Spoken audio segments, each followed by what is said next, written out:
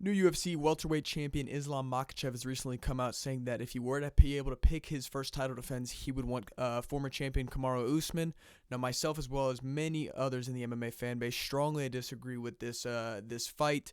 Unfortunately, they're both managed by the same guy, so there definitely could be some string pulling behind the scenes to make this fight happen.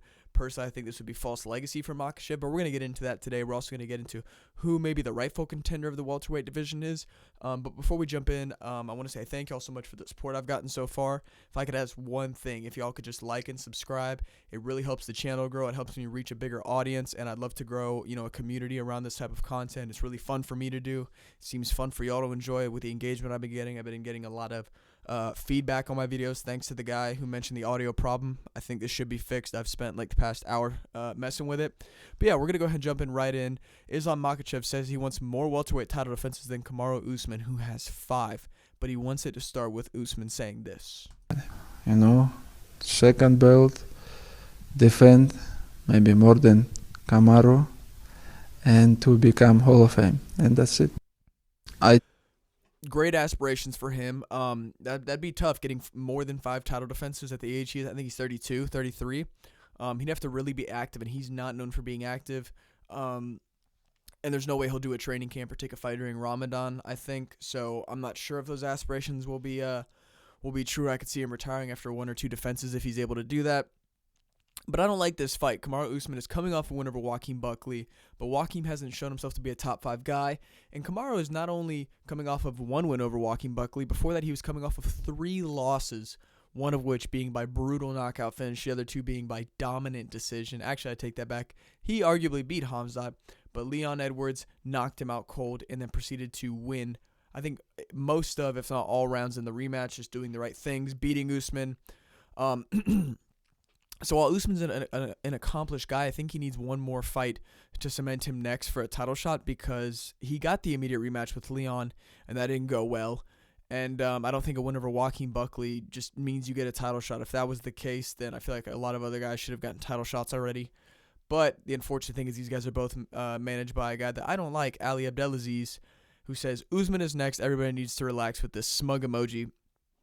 And in all honesty, he probably is. They're probably going to do that, saying it's legacy. It's going to be false legacy.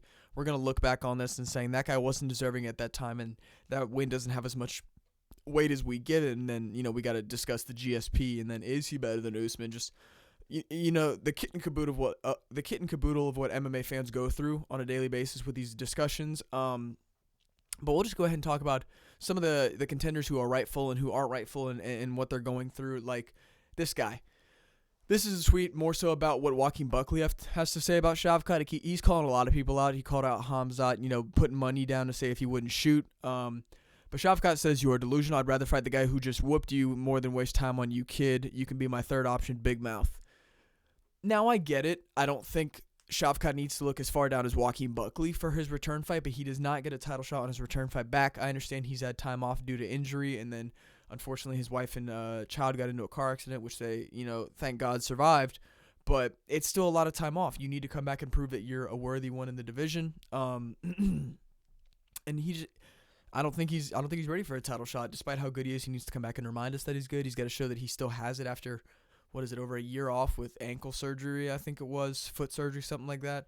Just not a good look for a guy who's coming back and wanting a title shot if you haven't been active. And even though he beat the other guy who I think's the most deserving, Ian Garry, it was a long time ago, and Ian Gary's clearly put up wins to show that he's still deserving of it. But we move on to the other guy that people are calling for, who Ian Garry has beat, Carlos Prates. I really like Carlos Prates as a fighter. He's fun, knockout power, put out Leon.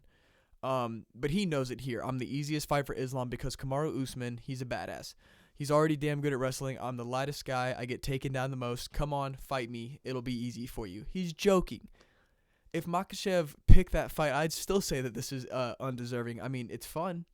But Prates knows that he needs to work on his grappling. And granted, a win over Leon should get anybody a title shot, at least in a world where everything makes sense. The welterweight division is so stacked with talent right now that it doesn't make sense. There's guys who have more worthy wins than that. Guys like Michael Morales who have beat Sean Brady, who beat Leon before Carlos did. It all kind of intertwines together, all these guys and their wins. And Carlos knows it. Carlos knows he isn't next. He's an easy fight for Islam, so he needs to work on things. And I like that from Carlos. I like this mindset of I need to get better. I want to get another win in the meantime before I challenge a guy as good as Islam. Potential GOAT status coming up for him. So I like how Carlos is handling the situation. Rakhmonov needs to realize he needs another fight. I mean, he doesn't have to take Joaquin Buckley, but honestly, that's one of his easier matchups to get a title shot. So I don't know why he isn't. But he also called out Usman, basically in this saying, I'd rather fight the guy who beats you. I think Usman versus Shavkat would be a great fight. Maybe we could put Ian Garry against Makhachev time being, and, that kind of sorts things out, which moves us on to Ian Garry. Now, I think Ian Garry's deserving. Despite the decision loss to Shavkat Rakhmonov, he made it close, and he almost got a sub in the 5th round. Not saying he locked it in, but he had it locked up on the jaw at least, and that's enough in an MMA fight with the squeeze you can get. And you see here, it was a close fight, but it was a unanimous decision. 2 judges scores at 30-27. The third judge gave Bilal 1 round, which investigate that guy. But Ian Garry decisively beats Muhammad, stuffs his wrestling, offensively wrestles on his own, and wins the striking on the feet. It was close on numbers, I think, but the damage definitely favored Ian Garry. He's got maybe a scratch under here, a scratch there. Bilal's whole face was busted up by the end of the fight, swollen, bloody, just he got beat decisively. And I think Ian Garry's deserving and next for a title shot, in all honesty, despite the loss to Rakhmonov.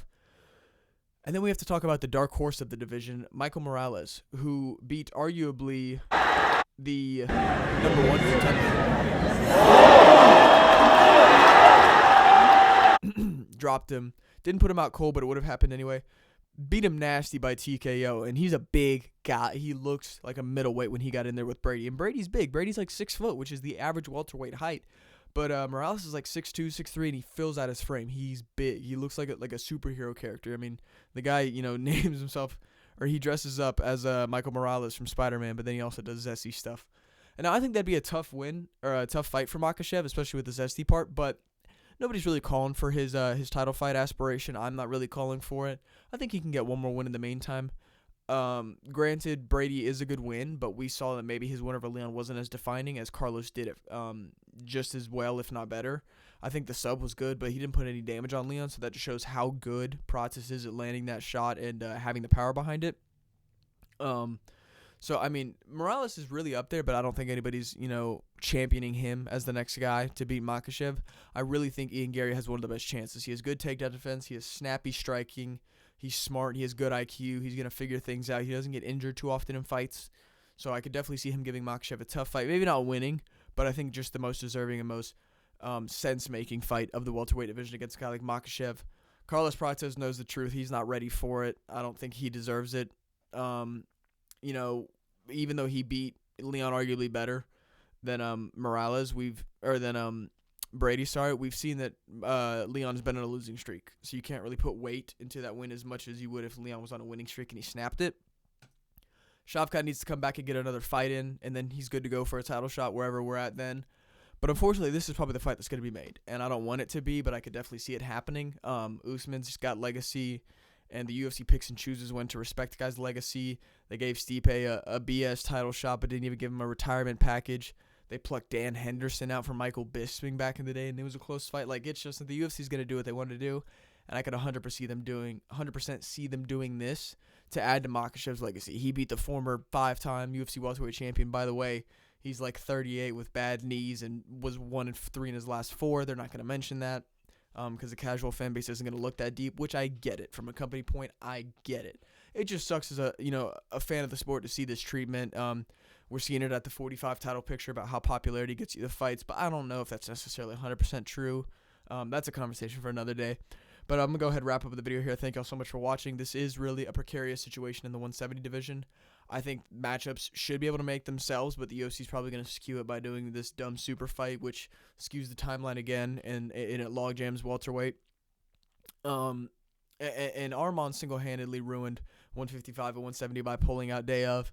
But yeah, still a crazy situation. I hope it plays out well. Thank y'all so much for watching. Again, please like and subscribe, comment any ideas. I got some good video ideas coming up for these next few weeks. I'm about to sneeze. Sorry if that happens, but let me know if I missed anything. Let me know who you think the rightful contender is. If you think Usman deserves a fight, let me know why. If you think it's a different guy than Ian Garry, Let me know why if you disagree, just stuff like that. But yeah, I'm gonna go ahead and wrap up the video here. Thank y'all so much for watching.